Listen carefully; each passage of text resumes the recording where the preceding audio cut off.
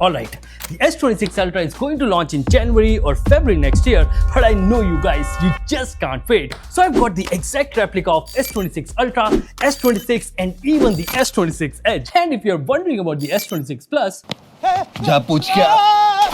in this video, I'll not just show you the looks, but I'll also tell you confirmed specs. So watch till the end and let's get started. Let's start with the Ultra first. Okay, so this was the S24 Ultra, this is the S25 Ultra, and this right here is the S26 Ultra replica. As you can see, the S24 and the S25 Ultra had a very similar floating camera design, only the camera rings were different. But the S26 Ultra has an all-new pill-shaped camera island, just like the one that we saw on the S25 Edge. I won't say it's a huge difference, but at least our cinematographers won't get confused anymore like they did with the S24 and the S25 Ultra. Apart from that, the corners are now even more rounded than the S25 Ultra, and because of this, there are chances that the top of the S Pen will also be rounded. This essentially means that you'll have to be more careful while inserting the S Pen because there's only one way it can go in. A bit inconvenient, I'd say. The phone will also be slightly wider, slightly taller, and even thinner than before. And the SIM ejector hole might get moved near the mic, which can get slightly confusing because there will be two similar looking holes side by side. The display on the S26 Ultra is going to be a major improvement this time. For starters, it will be the same M14 panel that iQOO is also using this time. And since we have tested it already, I can tell you for sure that this is the best display on a smartphone. It's super bright and super responsive. I just hope that Samsung uses a 10-bit display this time because watching Dolby Vision content on this display is just stunning. By the way, since it's Samsung who's manufacturing these displays for iQOO and iPhone,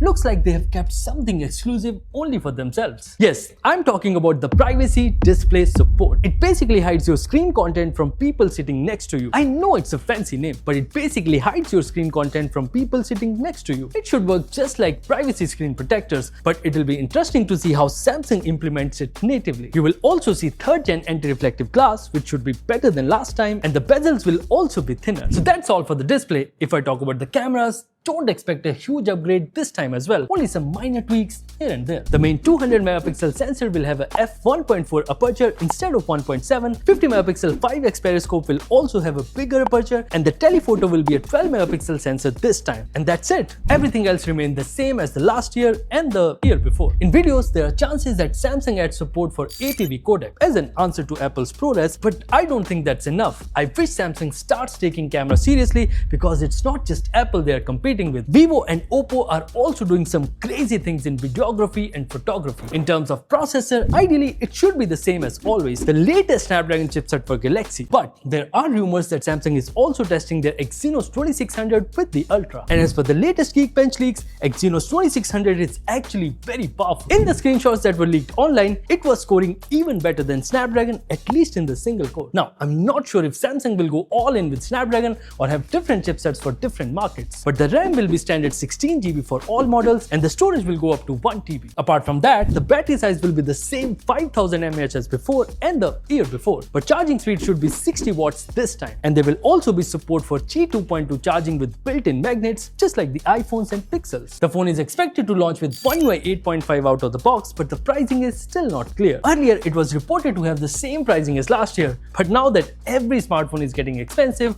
we are really not sure. As for the colors, we don't have any information yet, but I hope there will be no orange color. Now that we are done with the Ultra, let's talk about the base S26 now. Looks wise, it has a similar set of changes as the Ultra. There's this pill-shaped camera module at the back, more rounded corners, and the SIM ejector hole is near the mic. The phone will also be slimmer at 6.9mm and the display is expected to be slightly bigger at 6.27 inches. And yeah, it'll be slightly brighter as well. The camera setup will be the same as ever, only the aperture of the main camera might change. But yeah, the battery size will increase slightly. It'll be bigger 4300 mAh battery, which is definitely better than before, but the charging speeds will still be slow 25 watts only. For processor, it's pretty much confirmed that the base S26 will feature the Exynos 2600, but if it is as powerful as the 8 Elite 5, I don't think it should be a problem. For pricing, let's keep our fingers crossed because no one really knows. Finally, let's talk about the S26 Edge now. See, it's not clear if this will launch in January or later because the sales of S25 Edge were very poor,